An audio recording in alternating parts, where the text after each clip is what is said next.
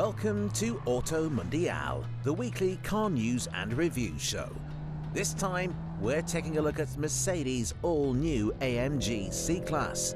The V8 is gone, but can it still mix it with BMW and Alfa? Plus, Porsche's new drop-top 911 Turbo faces the Audi R8, and we look at the latest hydrogen fuel cell cars. Also, we have a new special edition Jeep Wrangler, and we bring you Fiat's new 500 by Bocelli, the best-sounding EV you can buy. That's all coming up later in the show. Up first, the news.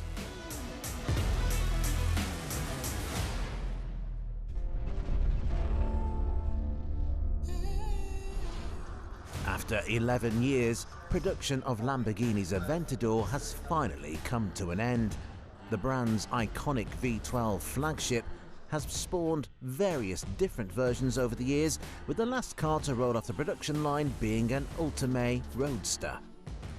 Destined for a lucky customer in Switzerland, the final car is number 11,465, meaning the Aventador was more successful than all of its V12 predecessors combined. Thankfully, the V12 will live on, albeit with hybrid assistance, as the company gets ready to reveal its new generation of supercars.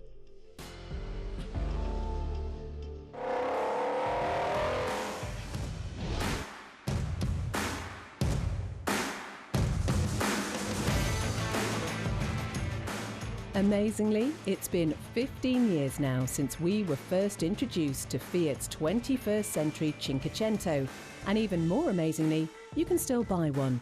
With nothing but minor updates over the years, the petrol-powered 500 is still going strong, now with hybrid assistance. But if you're after a truly new 500, it has to be the electric model. It has a new platform, resulting in slight increases in width and length, as well as an extra 20mm in the wheelbase. That said, this is still a proper city car, measuring comfortably under 4 meters in overall length. And now for 2023, Fiat has begun to roll out the special editions. This particularly stylish example is the new 500 La Prima by Bocelli.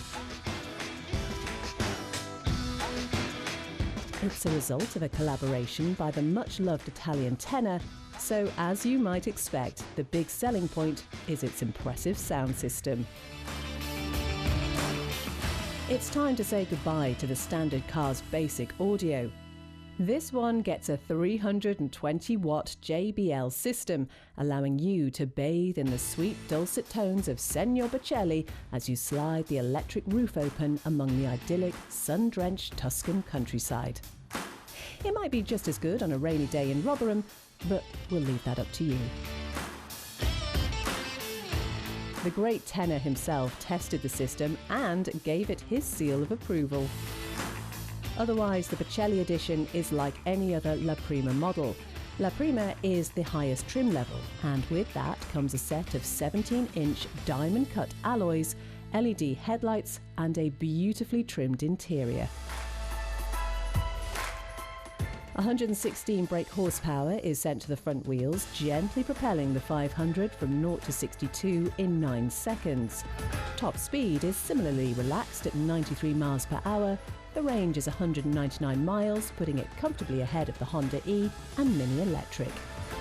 Prices for La Prima by Bocelli are yet to be announced, but the order books will open next spring.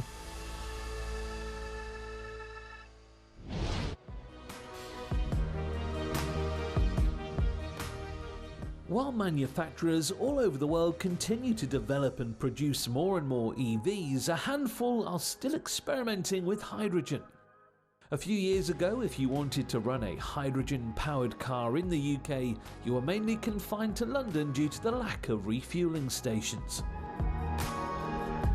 Now though, more and more are springing up around the UK, meaning hydrogen fuel cell vehicles, or FCVs, are starting to become a feasible choice for those looking to reduce their carbon footprint. So what hydrogen-powered cars are actually available?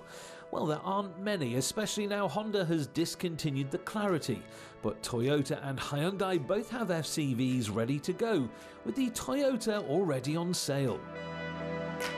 Called the Toyota MIRAI, this big executive saloon is now in its second generation, following on from the relative success of the old model, which sold over 10,000 units globally in the 6 or so years it was on sale. This new car aims to build on that with its elegant styling and rear-wheel drive layout. Based on the Japanese market Crown platform, it's a big car, both wider and longer than the old model. The extra size has allowed Toyota to add an extra hydrogen storage tank under the floor, increasing range by around 30%. The total capacity is 5.6 kg of hydrogen, which can power the electric motors for a range of 400 miles. Hydrogen is mixed with oxygen to create a chemical reaction that generates electricity, which powers the car's electric motors.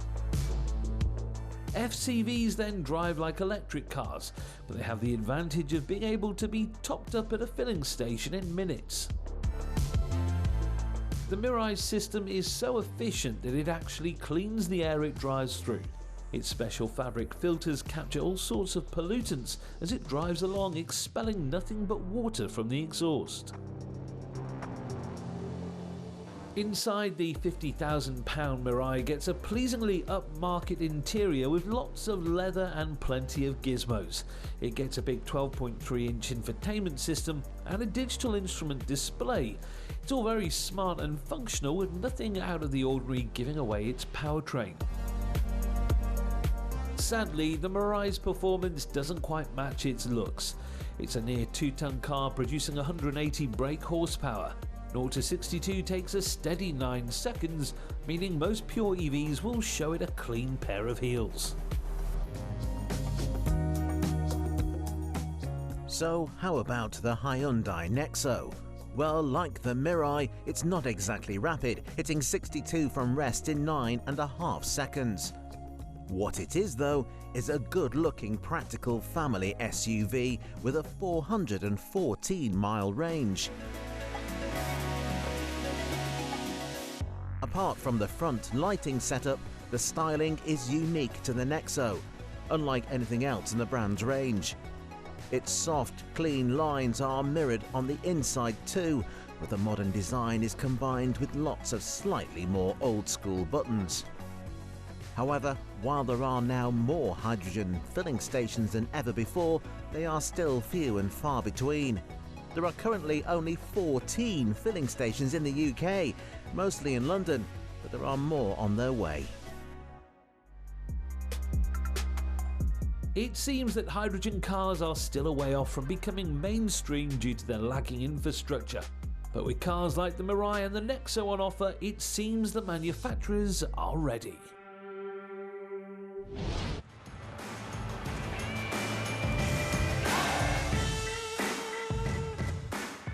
Last year, Jeep lifted the lid on something of a landmark car, its first ever hybrid, the Wrangler 4xe.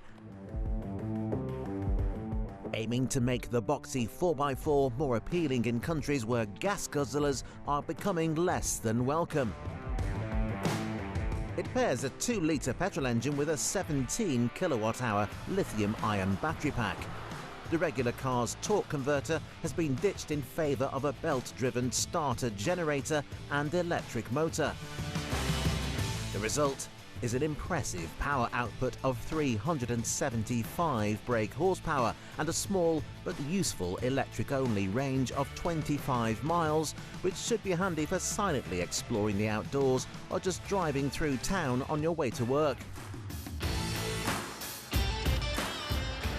It's taken the slightly anachronistic Wrangler and brought it into 2022 as a sensible and fast everyday car. Jeep being Jeep though, the air of sensibility only goes so far. This is the new Wrangler WILLYS 4xe.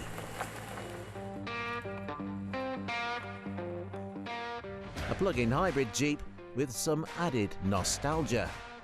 Inspired by the WILLYS Jeeps of World War II, the Wrangler WILLYS gained some unique decals, a retro colour scheme and a military vibe thanks to its black trim and stencil graphics. Don't worry, it does come with doors, as well as a load of impressive off-road hardware. A suspension lift and heavy-duty axles will appeal to outdoorsy types, while the knobbly Firestone mud terrain tyres should keep you moving through just about anything. Described by Jeep as the ultimate combination of capability and electrification, the Wrangler WILLYS 4xe is certainly one of the more interesting PHEVs on the market right now. The WILLYS is available to order now, and with deliveries expected to begin by the end of the year.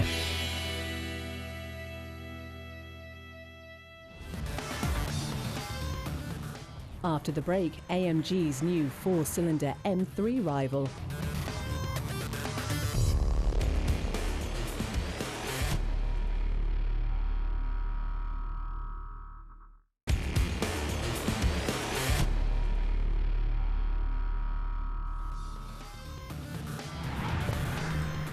Coming up, the new Mercedes C63. But first,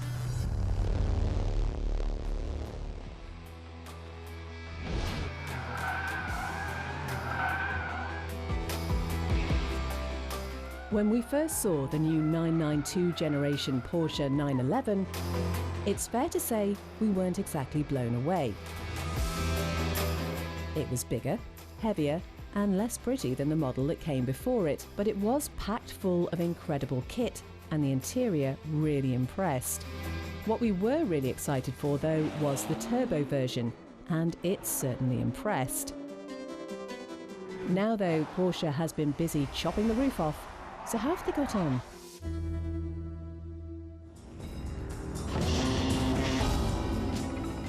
This is the new 911 Turbo Cabriolet, with 641 bhp in S-form and all the usual turbo styling cues. It gets some turbo-specific wheels, which are wider at the back than the front, an even wider body than standard Carreras with those classic side air intakes, and of course the signature rear wing, letting everyone know you know exactly what you're driving behind. It's worth bearing in mind that the previous version launched with around 550 horsepower, while this one gets 641 from its 3.8-litre flat 6. The 0 to 62 time has shrunk to 2.7 seconds, the same as the coupe. That's a remarkable achievement.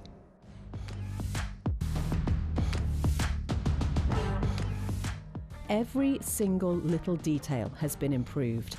It now generates more downforce, while the new wet weather mode will make the already infallible all-wheel drive system even less likely to get out of shape in bad conditions.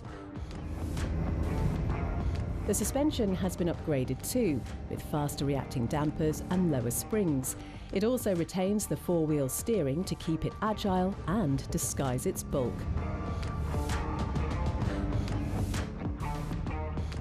The turbo has always tipped the 911 into supercar territory, and this one is no different. It'll be competing against Audi R8s and Sport Series cars from McLaren, but it is priced to match.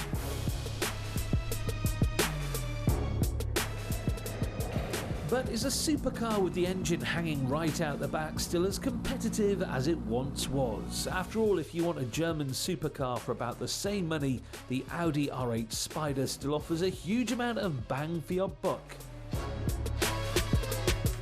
While the rest of the supercar world downsizes with turbos and hybrid setups, the R8 prefers the sonic growl of a mid-mounted, naturally aspirated 5.2-litre V10.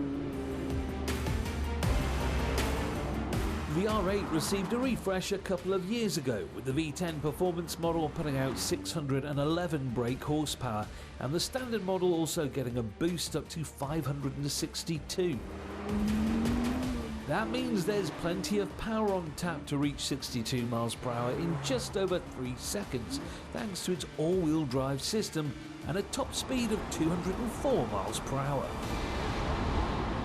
However, the Porsche has heritage on its side and some very loyal customers who will no doubt fill the order book in no time. The 911 Turbo continues to do things differently while remaining as competitive as ever.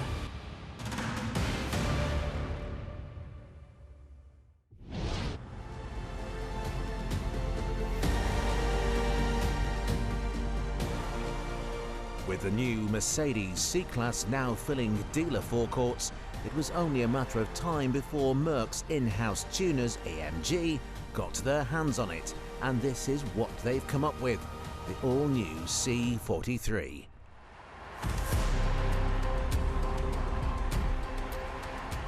The new entry-level AMG C-Class, the C43, has lost its old V6, now packing a little 2-litre 4-cylinder motor with mild hybrid assistance.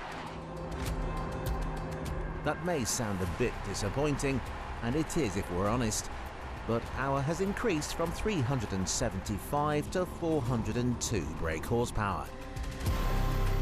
However, the C43 has always played second fiddle to its big brother, the mighty C63. With all of the performance, noise and drama of a highly tuned V8, the C63 has never failed to raise a smile, be it a coupe or an estate. So can the new one pull off the same trick? No, it can't. You see, the all-new AMG C63 SE Performance, as it's known, doesn't have a fire-breathing V8. Instead, it has the same hybrid 2-litre 4-pot as the 43. Ouch. The heart and soul of the old car is gone then, but let's not be too quick to judge. After all, it produces a staggering 671 brake horsepower. To achieve this huge number from such a small engine, Mercedes has deployed some of its Formula One know-how with an electric exhaust gas turbocharger. The result is the world's most powerful 4-cylinder engine at 469 brake horsepower, with the resulting power coming from the electric motor mounted on the rear axle. However, the lack of V8 rumble isn't this car's biggest problem. The problem is the weight. This is a small saloon car with a 2-litre engine, yet somehow it weighs more than 2.1 tonnes.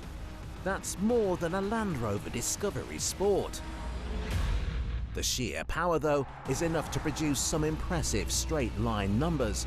0 to 62 miles per hour is dealt with in 3.4 seconds, while the top speed is 173 if you spec yours without the electronic limiter.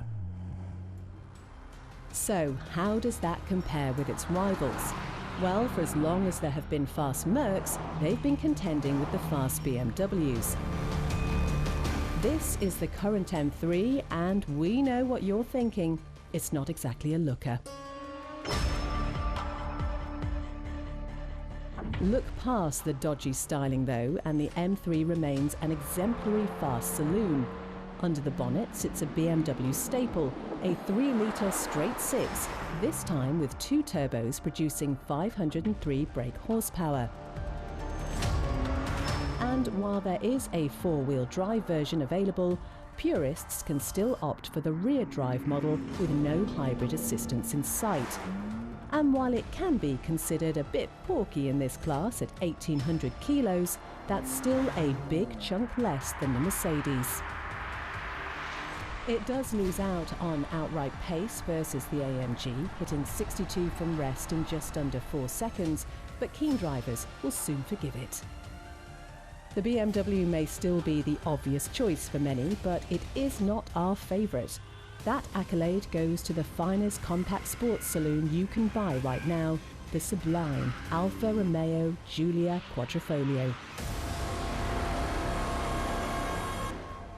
Now that is a bit of a mouthful, but it certainly sounds nicer than a string of meaningless numbers and letters. It looks better than its rivals as well, especially the M3, with the sort of evocative lines that could only have come from Italy.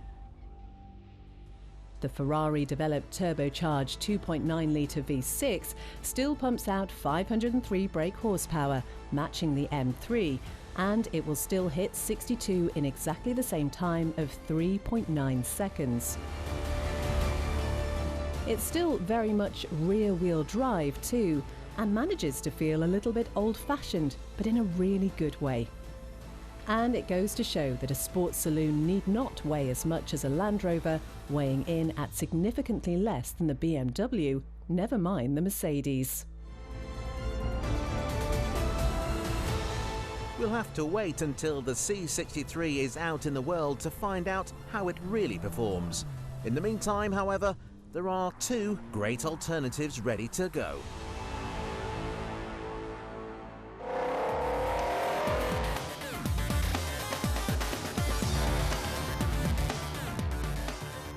Join us again next week on Auto Mundial as we bring you the car you've all been waiting for, Ferrari's first ever SUV.